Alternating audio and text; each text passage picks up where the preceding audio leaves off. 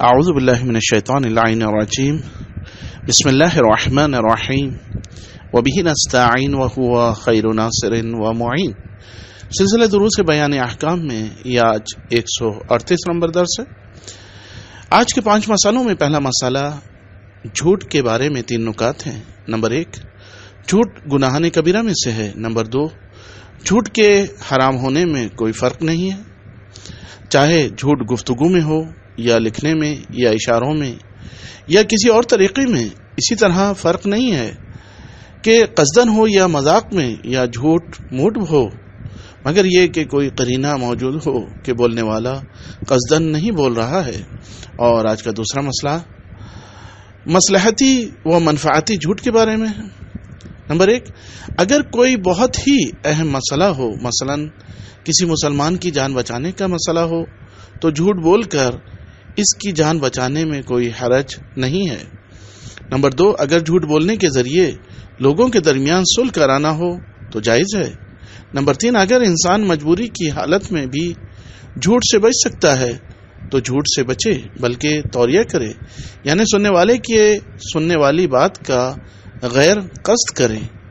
Number 4، مصلحتی جھوٹ جو اپنے فوائد کو محفوظ کرنے کے لیے ہو، مثلا کوئی اپنی چیز کسی کو نہیں دینا چاہتا ہے تو وہ یہ کہے کہ میرے پاس نہیں ہے، تو یہ جھوٹ استثناء نہیں ہے۔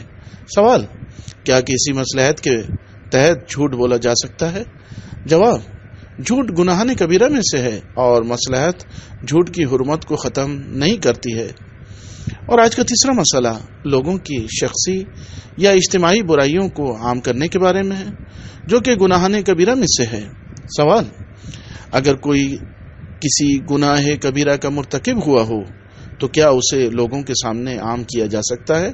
جواب، جائز نہیں ہے، مگر یہ کہ اس نے وہ کام علنی انجام دیا ہو۔ سوال، کیا عورت و مرد اپنے گھریلو رازوں کو دوسروں کے سامنے فاش کر سکتے ہیں؟ جواب، مومنین کا ایک دوسرے کے اسرار کو فاش کرنا جائز نہیں ہے۔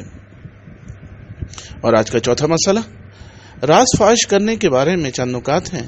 نمبر 1، ایسی بات کو برملا کرنا جسے اللہ نے مومن پر پوشیدہ رکھا ہو، چاہے گناہ ہو یا کسی کے ناموس سے مرتبط بات ہو، اور اس کے برملا کرنے سے اس کی حد کی حرمت ہو رہی ہو، تو چاہے وہ خود اسی سے مرتبط ہو تب بھی حرام ہے۔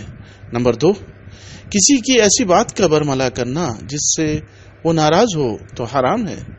نمبر 3، کسی کے راز کو کسی سے نقل کرنا اور مسلمانوں کے راز کو دشمنوں سے نقل کرنا حرام ہے۔ سوال، اگر کوئی اپنے دوست کے راز کو دوسروں سے نقل کرے تو کیا یہ گناہ ہے؟ جواب، جی ہاں، دوسروں کے رازوں کو فاش کرنا گناہ ہے۔ اور آج کا 5واں اور آخری مسئلہ اس بارے میں ہے کہ کسی کی توہین کرنے کے بارے میں 4 نکات ہیں۔ نمبر 1، دوسروں کی توہین کرنا جائز نہیں ہے، چاہے لفظی ہو یا تحریری ہو یا رفتاری ہو، جیسا کہ نبی اکرم صلی اللہ علیہ وآلہ وسلم کا ارشاد گرامی ہے کہ یقول اللہ عز وجل من اہان لی ولیا فقد ارصد لمحاربتی، حوالہ بحار الانوار جلد نمبر 64 صفحہ نمبر 65۔ یعنی نبی صلی اللہ علیہ وسلم فرماتے ہیں کہ اللہ تبارک و تعالی نے ارشاد فرمایا کہ جو میرے کسی دوست کی اہانت کرتا ہے، یعنی کسی مومن کی، گویا وہ مجھ سے جنگ کے لیے اپنے آپ کو آمادہ کر رہا ہے۔ نمبر 2، گناہ کو روکنے کے لیے بھی گناہ گار کی توہین نہ کی جائے۔ نمبر 3، میاں بیوی کا ایک دوسرے کی توہین کرنا جائز نہیں ہے۔ نمبر 4، مسلمانوں میں کسی پر طنز کرنا یا اہانت کرنا حرام ہے۔ ان تمام مسائل کا حوالہ کتاب بیان احکام شرعیہ حرم مطہر فاطمہ معصومہ سلام اللہ علیہ سے مؤلف محمود اکبری اور مترجم سید محمد حسن عابدی، وآخر دعوانا ان الحمد للہ رب العالمین۔